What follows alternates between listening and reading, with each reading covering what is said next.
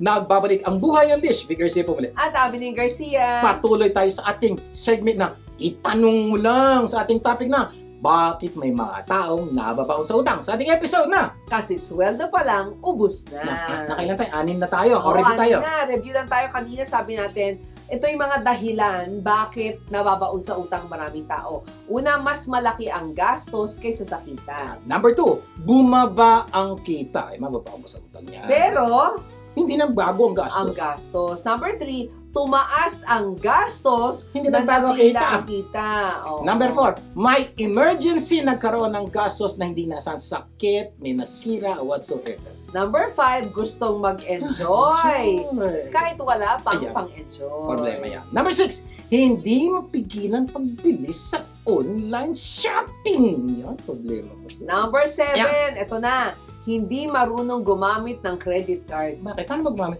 Kaya abot mo lang. Yeah, O kaya, ang tali, o kaya di ba bago na itatap lang. O sa Tap swipe lang. O, iba nga, cellphone na. Nako, alam nyo bang may tamang paggamit ng credit card? Totoo May yan. tamang paghawak Ay, pa dapat- left or right? Totoo po. Oo. Hindi, lilinawin po namin, hindi po masama ang credit card. Okay? Yes. Sa kamay ng taong marunong gumamit, advantage po ang credit Kikita card. ka pa. Oo. Sa kamay ng taong hindi marunong gumamit, mababaong ka sa utang. Oo, kasi minsan dahil credit card ang ginamit, parang andaling magdesisyon. Ito isang paraan para Oo. maitama ang paggamit. Okay. Oo, madaling magdesisyon na bumili. Kaya pagdating ng sweldo, ubus na. So ito po, ang suggestion po namin, kung tingin mo credit card na nagpapabaon sa utang mo, pwede hiling po namin. Pag pupunta ka sa mall, o sa department store, o sa grocery, iwanan mo yung credit card sa bahay. Pwede. Kasi po, pag nasa grocery ka at cash ang babayaran mo, hindi napansin, ang tagal mo bilhin. 200. Kasi alam mo bakit? Nakikita kasi yung lumalabas na pera. Visual. Oo. Pero pag credit card, kasin mo, baby! Oh, parang wala ka nakikita. So, pag credit card po, mabilis gumastos. Pag cash, mabagal at matagal at malaki posibilidad, mababawasan. Kaya sa susunod na linggo tuturuan namin kayo ng tamang paggamit ng Credit card. Okay. Pag-isipan mo mabuti baka ikaw itong pinag-uusapan natin. Number 8. Hindi mapigilang bisyo Ayan. o luho sa buhay. Bisyo na to! Ay, may kilala po kayong ganyan. Kahit alam na hindi dapat bilhin, ay binibili pa rin po. At ito po ay magdudulot ng malaking problema sa napakaraming tao. Oo, parang kaya binibili niya pa dahil bisyo na eh. Kasi ibig sabihin Bisyo po, na eh. hindi niya na kailangan, binibili pa niya. May kilala po kayo ganyan. O kaya, kailangan niya, binibili niya kahit wala siyang pera. Ano yan eh, addiction sa drugs. Sample like, diba? doon muna tayo sa todo. Oo. Addiction to drugs. May mga tao, walang pera pero bibili ng drugs. Uutang. Oo. Ito masakit. Pag wala nang utangan, Ay nako. ano ginagawa? Nangongopet. Nangongopet kay nanay, kay tatay, kay ate. Pangatlo, nagsisinungaling. Nagkakaroon ng project sa school ng walang project. At Yun. pangapat, nagnanakaw. Ako'y masakit. Yeah, mas na yun. matindi na. Yun po, kasi nga po, bisyo na. Pag bisyo na po, ang suggestion namin, bigyan namin kayo solusyon na ngayon pa lang. Kailangan niyo po ng professional help. Kasi po, bisyo na po, sakit na po ito.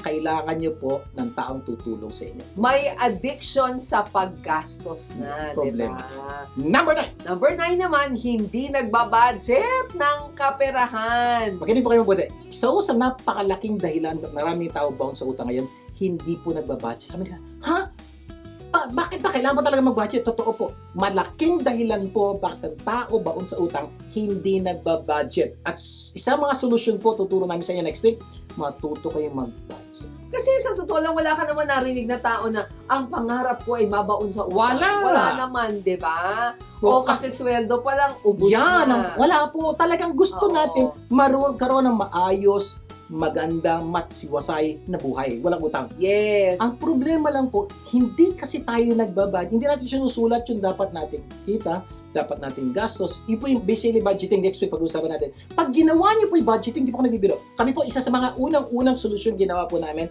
ba't nakaalis kami sa pagkakautang, nag-budget po kami. Yes. Kaya tuturuan po natin kayo na mag-budget para makaahon dun sa pagkakautang. At hindi po, Kumanda. maraming tao, sino, hirap-hirap naman yan, hindi po. Simple lang po ito, tuturo po namin sa iyo. Pag ay, ganun pala pala yun, pwede palang gawin yun. Pag ginawa niyo po ito, unti-unti, makikita niyo ang pagbabago sa inyong kaperahan. Yes. One of the biggest thing that you should do to change the course of your life na kasusweldo pa lang ubos na, mag-budget kayo at simple po, hindi po napaka-complicated ituturo namin sa mga susunod natin pagkasama. Yan. Ayan na, ilan lang yan sa mga dahilan kung bakit kasi sweldo pa lang ubos na.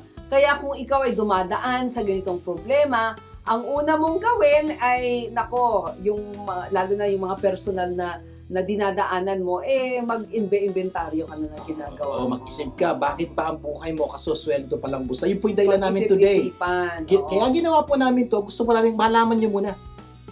Ano ba problema nyo? Yes. Problem number 1 ka ba? Number 2, risk. Para makita mo kung ano yung problema. Kasi po, kailangan ma-identify mo muna yung dahilan ba't ka nabaw sa utang. Kasi po next week, susolusyonan natin yung problemang yan. Ang problema, kung hindi mo alam yung problema, Ano susolusyonan yun mo? po ang problema. Kaya ang unang dapat nyo gawin, alamin nyo yung problema nyo. Pangalawa, alamin at gawin mo ang solusyon sa iyong problema.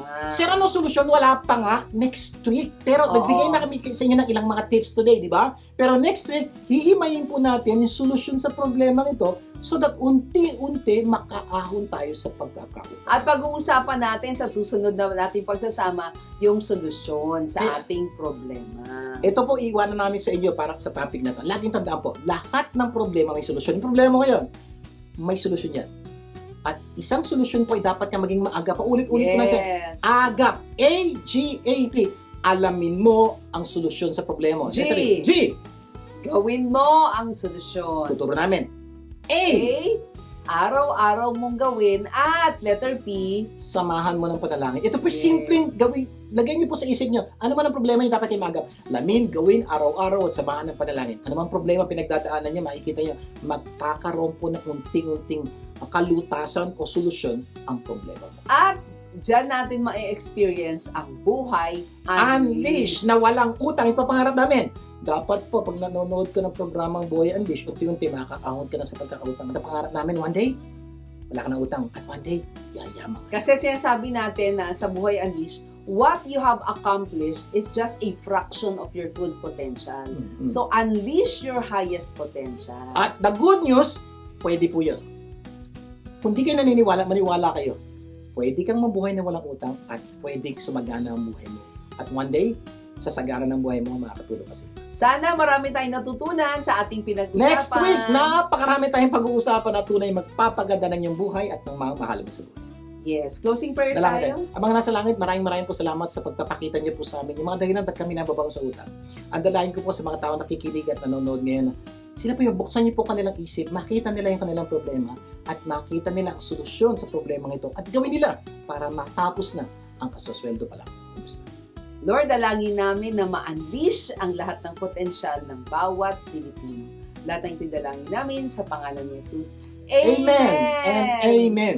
Kaya imbitahan po ninyo ang inyong mga mahal sa buhay, yung mga mahahalagang Tao sa buhay nyo. mo na tumutok sa programang itong Buhay Unleash. At sama-sama tayo tuwing Sabado, alas 4 4 ng hanggang alas 5 ng hapon. dito lang po sa 92.3 True FM. Ako po, si Garcia. Ako lang po si Avni Garcia. Tandaan, ang Buhay Buhay Unleash, Unleash ay pagbabagong buhay, puso at isip. pagtulong-tulungan nating ilabas ang galing ng bawat Pilipino. Ang tagumpay makakamtan, masayang buhay, tunay na makabuluhan. Ito ang Buhay Unleash.